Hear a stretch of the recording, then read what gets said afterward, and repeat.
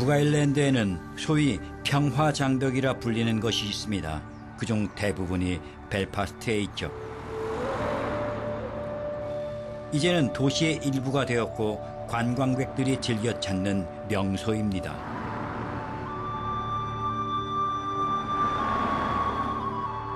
장벽은 개신교 통합주의자와 가톨릭 민족주의자로 구분짓습니다. 그것은 평화가 깨지기 쉽다는 의미이죠.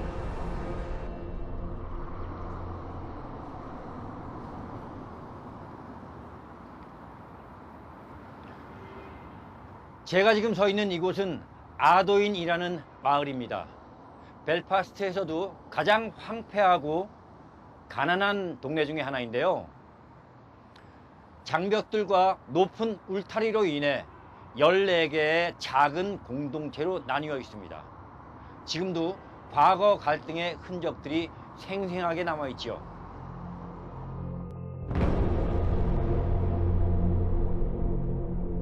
It was just a normal childhood as far as I can remember. The only difference is as I got older I started to realize that you were near a wall and near conflict.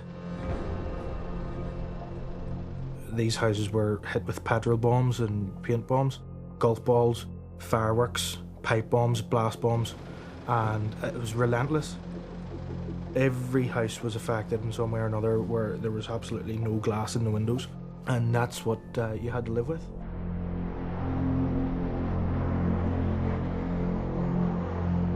Very happy memories of living here, but you always had the sense of a divide. Before the peace lines went up, there was always a division within the mind. Obviously, because it's a small knit area, most of your friends, most of your relationships were within the area. You didn't go outside the area, you know. And that increased, obviously, once the conflict started because of the fear factor. You know, we had a choice, the grave or the jail. You're in the moment, you live in it. Fight fire with fire type thing. Do you know what I mean? If they're going to hurt me, I'm going to hurt them. And I think back on that.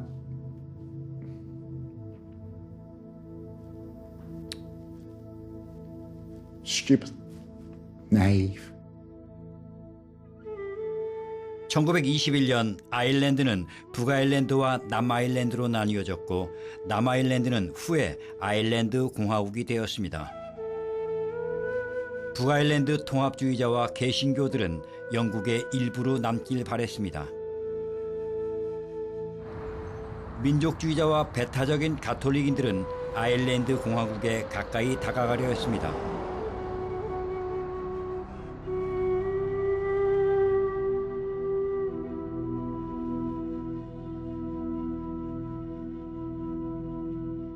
(1921년) 이래 두 종파 간의 유혈 참사가 계속돼 왔습니다. 북아일랜드 상황이 더욱 악화된 건 1968년부터입니다. 30년간 이어진 충돌로 3,500명이 목숨을 잃었습니다.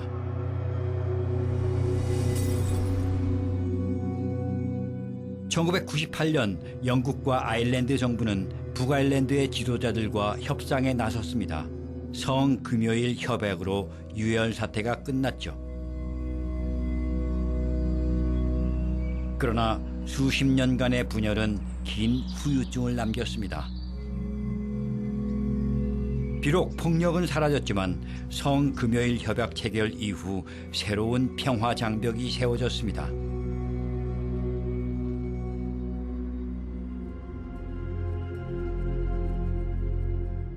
It was a very scary time for people, and you were very suspicious of people.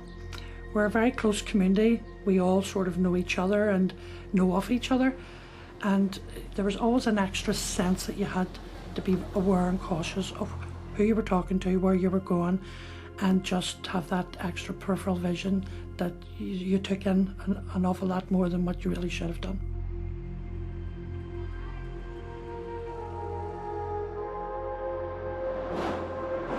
(1968년 10월) 북아일랜드에 가톨릭 차별 중단을 요구하는 시위가 벌어집니다.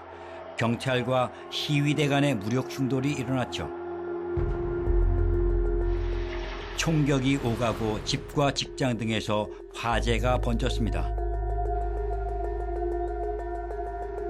통합주의자들이 bombe이 거리, 가톨릭 거주자들의 집에 불을 질렀습니다. I couldn't believe what was happening. You know, you could see houses, people's homes being burned to the ground. What in under God is happening here? You're just terrified. I have to say, terrified. A friend of mine who was 15 was shot dead. 큰 불을 따라 폭동은 계속됐습니다. 양쪽에서 불법 무장단체들이 활동했죠.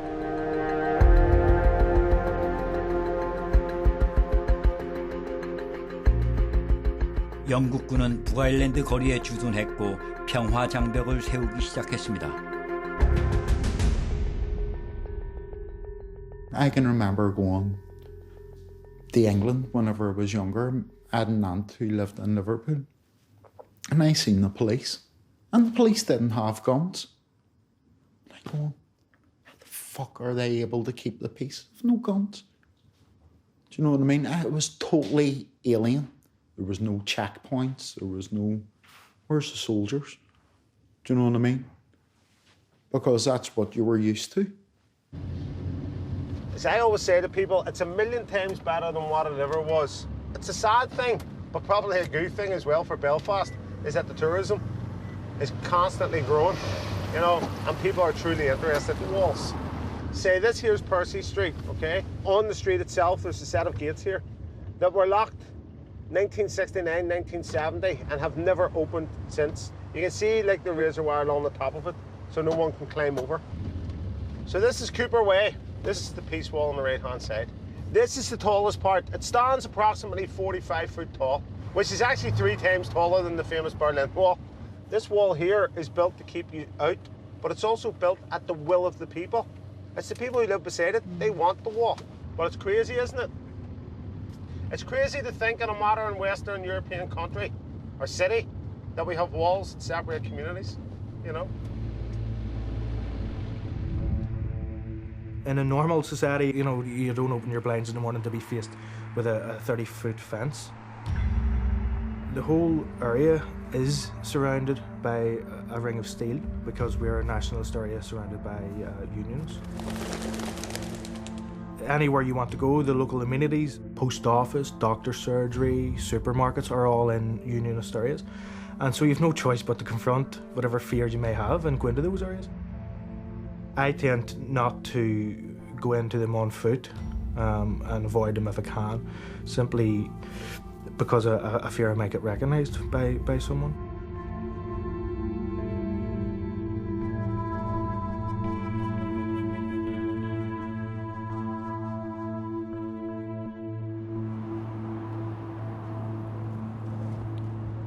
지난 20년간 북아일랜드는 겉으로는 평화로운 것처럼 보였습니다. 하지만 안으로 들어가 보면 이곳의 공동체는 크게 분열되어 있습니다. 가톨릭, 개신교 혹은 민족주의자 등등 이들은 다른 믿음을 가진 사람들과는 섞이지 않고 생활하고 있습니다. 1969년 처음으로 장벽이 만들어지기 시작했을 땐 다들 일시적인 현상이라고 생각했죠. 런던 대리는 가톨릭 민족주의자 도시였지만 소수의 개신교 통합주의자들에 의해 운영됐습니다. 1972년 1월 만명의 가톨릭인들이 중심가에서 시위를 벌였죠. 케이트 내시의 아버지와 동생 윌리엄도 그 아침에 시위에 참여했습니다. There was a knock on my boyfriend's door and he went to open the door and I could see from the sitting room, I could see a neighbour of mine and I knew looking at her face that there was something terrible had happened and she said to me, she says, I thought my mother had died. 3월 영국군 낙하산 부대가 폭격을 해서 14명의 민간인이 사망했습니다. Your brother Wally's been shot, she says, and your father's been shot too, but he's okay. Wally's dead. And like I say, my whole my whole mental, I don't know, I couldn't think straight. I couldn't, wake me up. I kept thinking, this is a nightmare. I have to wake up. 이날을 피해 일요일이라고 부릅니다. 영국 군대는 무장한 시위자들에게 공격을 받아서 발포했다고 주장했습니다. 가톨릭 사람들은 명백한 살인이라고 말합니다. The town went silent. The town went silent for 3 days. You wouldn't have heard a bird. Honestly, there wasn't a sound. There just wasn't a sound. It was eerie.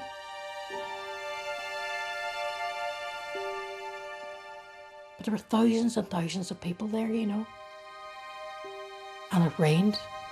The rain was so heavy, The rain, the heavens opened,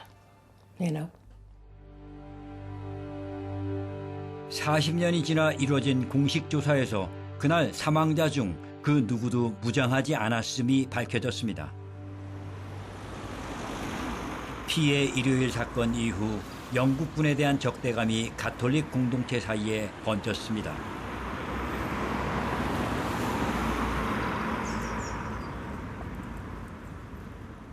양측은 더 멀어지게 되었죠. I'm going to bring you into the heart of the Shankill Road area. And the Shankill Road area is Protestant loyalist area. And once we go in here, you will see murals on the side of people's homes, on the gable walls. Well, they tell the history and the culture of that area you'll go into. Some of the guys you'll see on the wall are ex-paramilitaries who are now dead, but they're heroes to the people in these areas. You see, what you got to remember is that one man's terrorist is another man's hero, or another man's freedom fighter.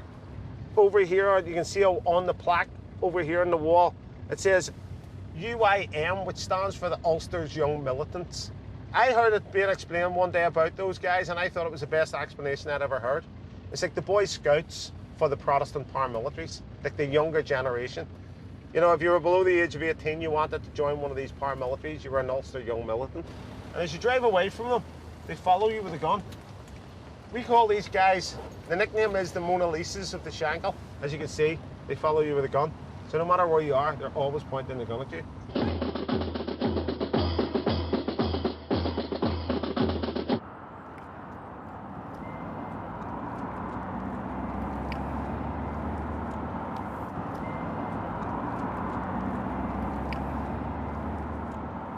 벨파스트의 북쪽, 서쪽, 그리고 동쪽을 지나다 보면 이렇듯 종종 장벽을 마주하게 됩니다.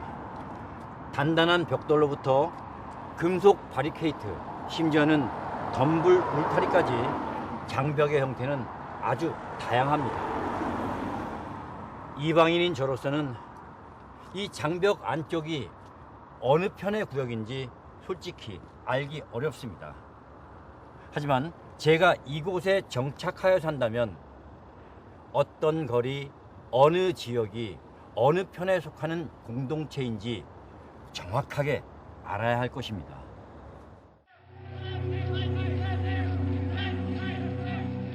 분쟁 양측 젊은이들은 불법 무장단체를 조직했습니다.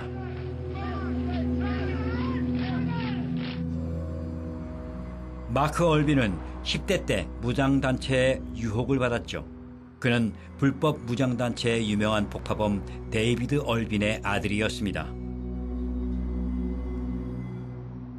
I think the first time I sort of really became aware of the implications of having a family member who was a former combatant and an ex-prisoner, my father actually sat me down at one point and told me this sort of history and gave me a very rough breakdown of it. I then became much more militant in my thinking than I had been prior, because then I viewed, like, I'm under threat, my family's under threat, and I need to try and sort of do whatever I can to alleviate that threat. Not that I could have done anything, but in my small 15-year-old or 14-year-old mind, I thought that was the smart thing to do. Having lived through the Troubles, shootings and bombings and killings were something that happened all the time, so you just get used to it. You never really thought for a moment that it was anybody belonging to you.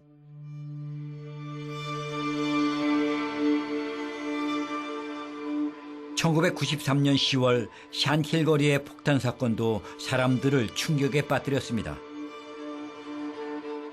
가톨릭 무장단체에서 영국군 지도자를 암살하기 위해 생선 가게에 폭탄을 터뜨려 8명의 무고한 시민이 희생됐습니다. 샤론은 폭탄이 터졌던 그날 아버지의 생선 가게에서 일하고 있었습니다. I couldn't go to the morgue and identify the body. I just wanted to remember my wife as a beautiful young woman that I left that morning. I was married about 7 years. We had a daughter, which I then had to bring up on my own, which wasn't easy. Sharon was my life at the time. She was just a wonderful woman, a wonderful mother. And in that instant, it was just snatched away from me.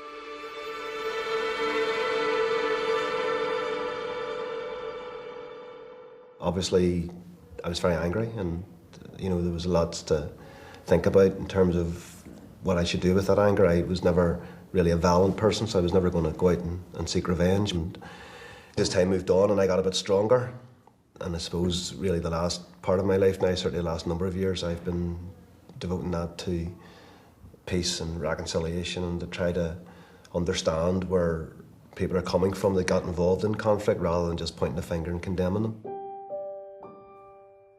And I can only imagine that the two young people that murdered my wife, and they were young people, they were 19 years old, so they joined the IRA to do what they did, believing it to be the right thing. I disagree with that. I think it was entirely the wrong thing, but I can understand how if you live in a certain community and you've been brought up a certain way, how these things happen. And I suppose in that sense, they are victims of circumstances. Had they have lived elsewhere in the United Kingdom, they probably wouldn't have gone out and committed that atrocity. We lived through the Troubles, not that we accepted it. I think the Troubles took a lot of our childhood away. I think it's affected the generation who grew up through the Troubles. If some parents have been imprisoned and they carry a lot of baggage and have been affected, and their children have been affected. And I think some kids today still live with those consequences. Their fathers would still hold grudges. They would still be very bitter. They still want to fight and find it hard to change mindsets. But it's the kids that suffer.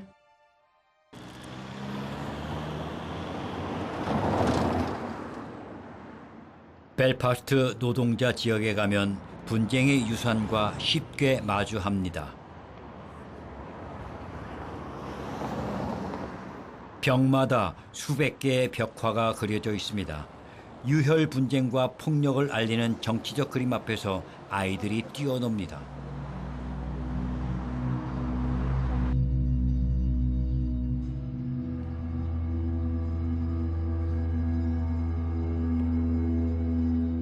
사태 종식 후에도 불법 무장단체들은 북아일랜드 빈민가 중에서 젊은이들을 끌어모아 활동을 계속하고 있습니다.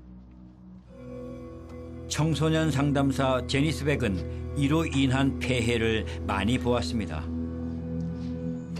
There's a hopelessness within young people. They can't get jobs. They're coming out with very poor educational skills.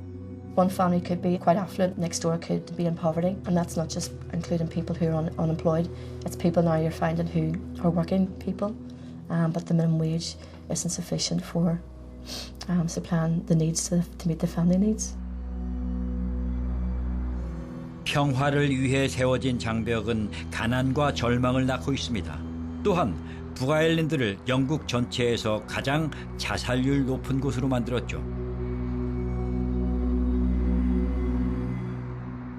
One of the main triggers for young people in particular who decide that life is not worth living is their marginalisation. It's that idea that you're living in the moment. The moment is all. There is no future.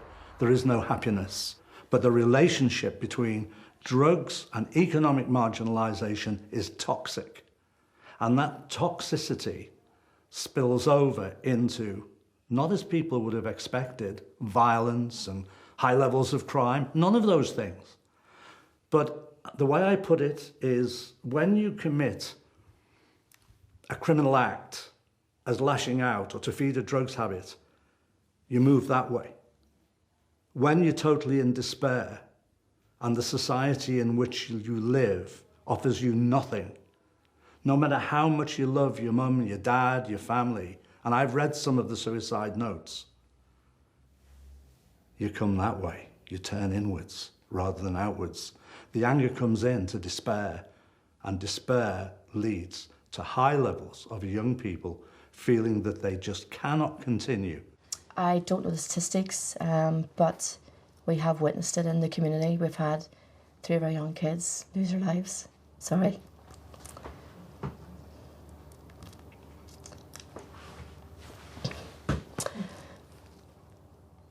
One was really a father. He was going to be a father at 19, and he took his life just across the street here he lived. Again, the young kids, some of them, not all of them, again, would be getting involved in drugs. They'd become runners. The paramilitaries would get them in through maybe buying them shoes or giving them money and things like that, and they trap them basically. And then they would run for them, and sometimes it gets to the point where they basically maybe spend the money and they have no way of paying it back, and the only option out is to take their lives. 제니스는 10년째 지역 청소년 센터를 운영 중입니다. 젊은이들이 안정감과 사회성을 기르도록 돕고 있죠. It's better than what it used to be. Like, I was thinking bad stuff ages ago, and I used to take back in the day like ecstasy, grass, dope, anything, drugs, just in general. And see, since I came off all that grass, dope and all, I've just seen a brighter future for myself, seeing a good job, seeing what I actually want for the real life in Emery. You know what I mean? I love working with kids, like, that's one thing I do. I actually do like youth work. I have my level 1 on kids, and like we help try and build the 2 communities together and see myself have a good future in front of me. So I do, working with kids and stuff. So I do. That's the path I want to go. You just take each day as it comes. It's the community I grew up in. I found it very challenging. All my life I've struggled living here. I pray to God, why walk these streets as a child? Why am I here? But this is my mission field. It is hard, and we have to have hope. We have to believe that there's something better beyond what we were brought up in as children. My son committed suicide. He was 14, he hung himself. So I have experience of that epidemic that seems to be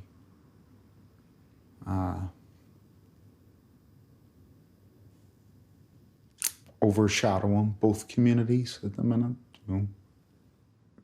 The last thing I would have wanted for him would have been to grow up in the conditions that I did and be confronted with some of the decisions that people of my generation had to make. You don't want that. I have daughters. That was my one and only son, but I don't want that for them. Do you know what I mean? You want them to, if they're doing well at school, and to have a chance in life. Do you know what I mean? Just to have a normal, not with all that madness going on around them, and living in a segregated city, and do you know what I mean? It's not what you would want for your kids.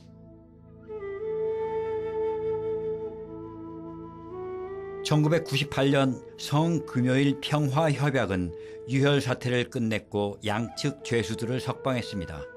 하지만 사람들 뇌리에 박힌 처참한 기억은 지우지 못했습니다. 협약에 화해와 평화에 대한 언급은 없습니다.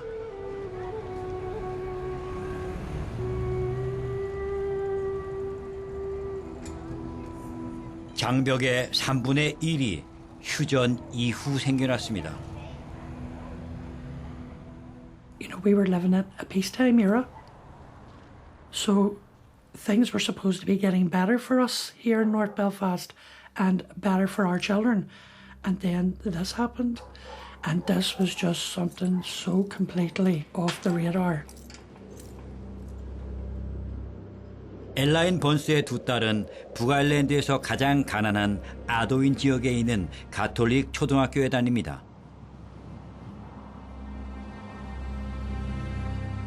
학교를 가려면 반대편 지역을 지나야 하죠. 일부 통합주의 개신교는 가톨릭 사람들의 접근을 거부하는 피켓 시위를 벌였습니다.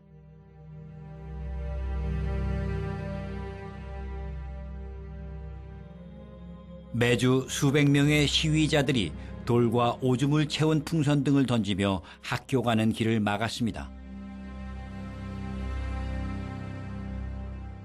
그 장면은 세계적 뉴스가 되었죠. This was absolutely unique in that this was 4-year-olds to 11-year-old Catholic girls who are defenseless, you know, can't stand up for themselves, and this was pure evil being vented on them, so they were the targets. I don't carry any hatred or anything, and I think that's just been the way we were brought up. But I mean, I'm deeply saddened that it happened, and it's something that is part of, you know, what happened to us. But from bad things, they make you stronger, and ultimately, every generation of a parent wants life to be better for their children. So I am hopeful. 이곳 벨파스트에는 분열로 점철된 세대들이 있습니다. 철조망과 거대한 벽돌담을 보아온 아이들, 마치 교도소 뒷마당 같은 집에서 사는 가족들. 어쩌면 이 장벽들은 증오와 두려움의 산물일지도 모릅니다. 그것은 또 다른 두려움을 낳았습니다. 우리가 알지 못하는 그 어떤 두려움을 가지고 사는 사람들, 그것은 바로 타인입니다.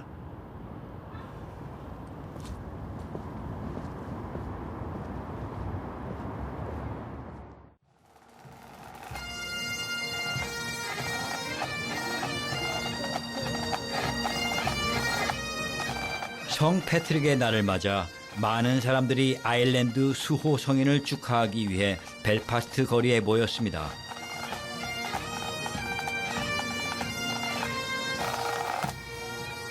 이는 충돌 기간 동안에는 보기 힘든 광경이었죠. We're just celebrating St. Patrick and just our Irish heritage. And it's just good for the kids to have a bit of fun and enjoy the day. Great for the kids, and it's a lovely day for everybody to come together. If we could just get everybody together, I think it'd be lovely, but it's getting better every year. I think it's building and it will get there eventually.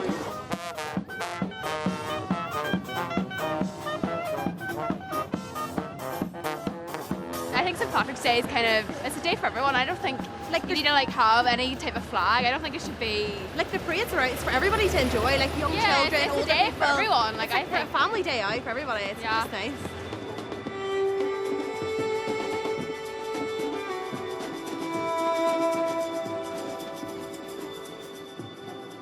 어떤 사람들에게 행진은 결속을 보여주는 기회입니다.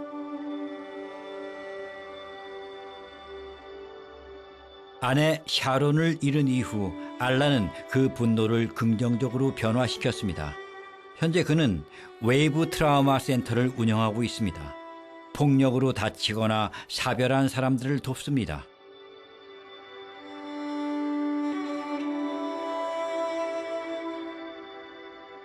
I'm working at the moment with a group of injured folk who are the most amazing people, most amazing campaigners, people who are the sort of physical manifestation of the conflict here because they're waking up every day with bodies that don't work, with limbs that are missing. I lost my wife in '93, and I mean, there's not a day goes past when I don't think about her, but you know, you do move on in time, and you know, you meet other people, and when I was remarried again, and but for people who are waking up with their bodies the way they were back then, it is just a reminder back to those days. For them, sometimes the hurt is just too deep, the mistrust is too severe.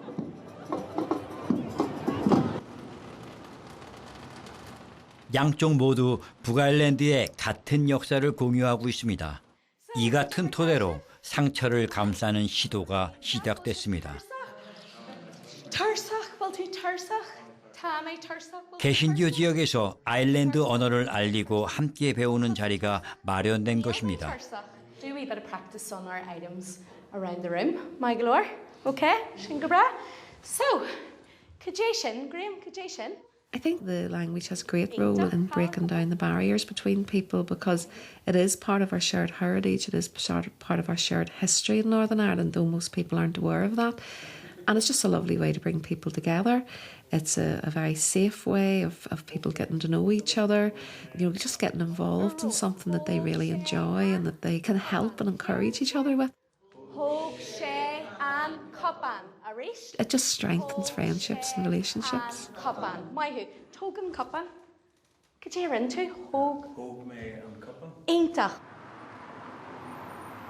아일랜드 언어는 가톨릭 민족주의자들의 것으로 인식됐습니다.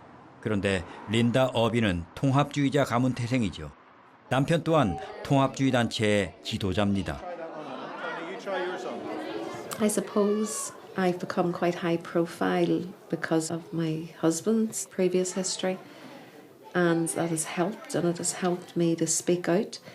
I think one of the most important things is at times there are groups or individuals who want to say, oh, the Irish language, it's all about republicanism or Sinn Féin, and I keep popping my head up and saying, well, actually, you know, we're not Sinn Féin, we're not Republicans, but we love the language belongs to us too.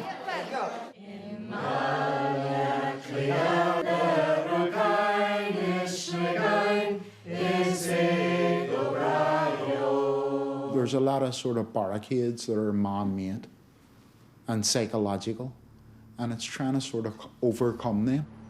I think cross-community work is something that's happening here on a number of different levels.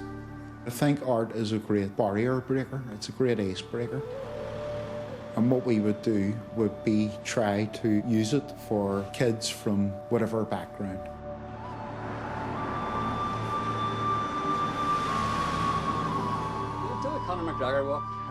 2006년 예술가 마크 어비는 데니 드베니와 친구가 됐습니다.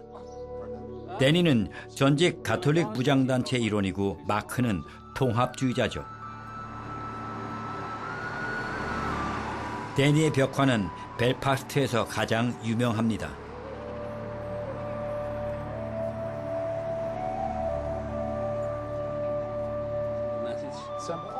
분쟁 반대편에 섰던 데니와 마크는 통합의 다리를 놓기로 결심했습니다. It was a dangerous pursuit. Not everybody might agree with you, and so it was something we thought long and hard about. Neither one of us wanted to put the other one in any type of jeopardy, and we decided it was a risk worth taking. And it's a risk I'm glad I took. And I would dare say Danny would be of the same mind. My enemy became my friend. And that was surreal.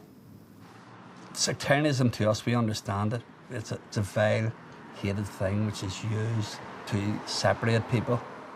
It's one of the most evilest things with any society could have injected into it. To try and eradicate that is one of his greatest beliefs and mine, to teach kids at a very early age just to treat everybody as equal and mutually with respect. 마크와 친구 폴은 두 지역을 분리하는 평화 장벽에 벽화를 그리고 있습니다. Well, that's a Shankill Road. That's the Falls Road. This is no man's land. I probably feel more comfortable here than I do on that side of the fence or on that side of the fence, because here it doesn't matter what I believe. I'm safe. Do you know what I mean? Sometimes it's a better place to be. It's just no man's land. One of the things about the murals over the years is that people have sort of brought our attention to the fact that they believe that the murals have changed over the years. And it just dawned on me, it's not so much that the murals have changed, that people's mindsets have changed, because from the very start, we, as the artists who create those images on the walls, were only reflecting the discussions, the debates which were taking place in our community. Whatever the issues which they were talking about, and let's get up there and make a statement about this.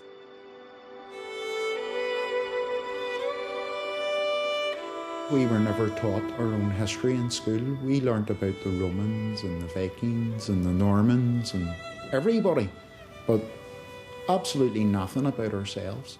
I don't mean this in a condescending or diminutive sort of, or patronising sort of type way, but I could use this medium to teach my community their history, or at least prick curiosity. And I'm quite mindful about what I paint, because I would never ever want the wrong message. So I try to keep it where the message is like it's there and there's no mistaking it. But a lot of it would be about drugs and alcohol abuse, domestic violence, suicide, all of the societal ills. I'm a Catholic, and to be working with Mark, it's fantastic for me, and I've watched him in these documentaries painting on the walls for years, and it's inspirational that Danny and Mark work together. So it's an aspiration of hope. It's fantastic. Well, there you are, that answers it, you know. That's what I would hope that we would engender in the young people coming up. Absolutely. 오늘도 마크는 분열된 지역에 다리를 놓고 있습니다. 그리고 다음 세대 벽화가들에게 기술을 전수합니다.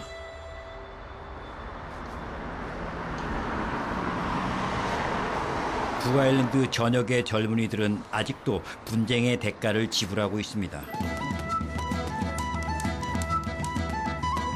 도커 복싱 클럽에서 통합의 씨앗이 심겨졌습니다. 이곳은 분쟁 양측 아이들이 어울리는 몇 안 되는 장소 중 하나죠.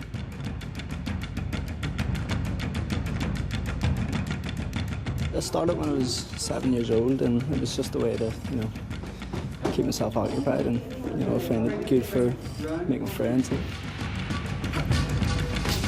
For boxing, obviously all around the world, but here especially, there's lots of trips up and down the country, so you meet lots of new people here. It's obviously something that brings communities together and allows you to make friends no matter what your background is or where you're from. So I think it's good that way. For these areas, it does get some kids off the street, but at the same time, it just helps them with their discipline and respect each other. And I think it's good for sort of making kids humble and mix well with another. So yeah, I would say it does get some kids off the street. I was very quiet and I didn't really speak to anyone, but since coming here I've really built my confidence up, and I've been talking to more people and trying to fit in with people. I've made a lot of friends, or some people I've never met before, and I've just been coming here and everyone's been greeting me very well and making me feel like I'm a part of the family. And if you were feeling down, everyone would come over and see if you're alright and stuff like that. I feel really proud of myself for coming here and really putting in the work. And feeling really good. It's been making me a lot fitter. Well, obviously I'd like to be a pro, but where everyone can dream.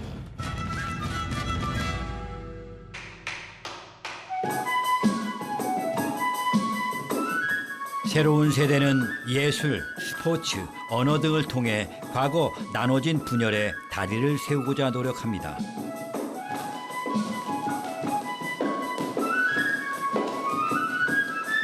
There's no walls between people when they're engaging in the creative process. It brings people together in a very creative way, in a very nuanced way that you just won't find in any other opportunity. And it helps us realise the shared heritage that we have, particularly when we explore the musical forms that are very, very similar and, as you know, some of the dancers refer to, very traditional, rather unexpectedly traditional. I really like being part of this group. The music is very different. It's more traditional and it's easy to stay in time with proper musical instruments and with real musicians.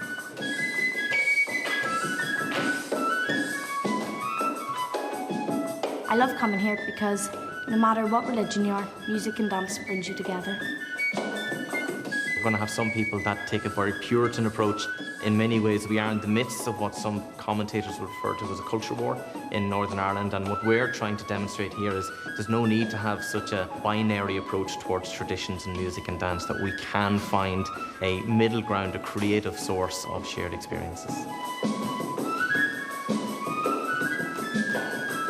The hope for the future, I suppose we've got two hopes that we share. One is that we can move forward and promote what we're doing here to more audiences further afield as well as locally, and that we can encourage people from our own communities to take that leap of faith and reach out across the divide and engage in these musical encounters. 그렇다면 다음 세대들은 과거 문제로부터 자유로워질 수 있을까요? It's a recurring theme when you are thinking about the progression of your children and you want to do the very best for them. The absolute key to it all is integrated schools. Absolutely start from the bottom up, from no age, where the kids don't know any differently. And that would defeat anything where they're taught en masse in school that everyone's the same. I would suggest that comes into play before anything else.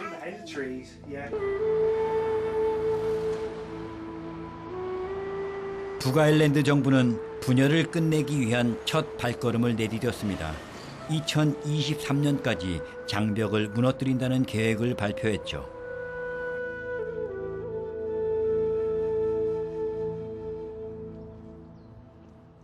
이 장벽들을 단순히 무너뜨린다고 해서 문제가 전부 해결되는 것은 아닙니다.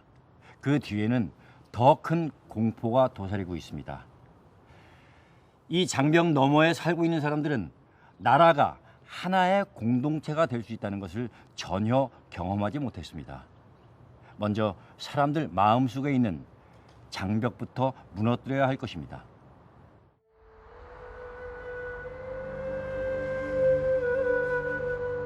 The main things is changing the mindsets of the people, and that's what needs to be done. We've done surveys recently, and part of those questions would be, do you want to see the peace walls come down? And the percentage was very, very small for the removal of the peace walls. But when they asked the question, what about your grandchildren? Would you like to see the walls down for your grandchildren? They would say yes. But it's how we get there and what you put in place to make those changes.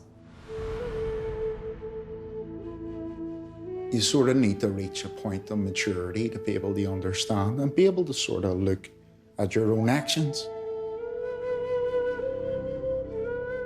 and be critical of them as well. You know, you need to sort of be able to take responsibility for your part in whatever happened. And I think it's only through doing that that then you see the gravity of what actually happened and how important it is then that we don't go down that road again.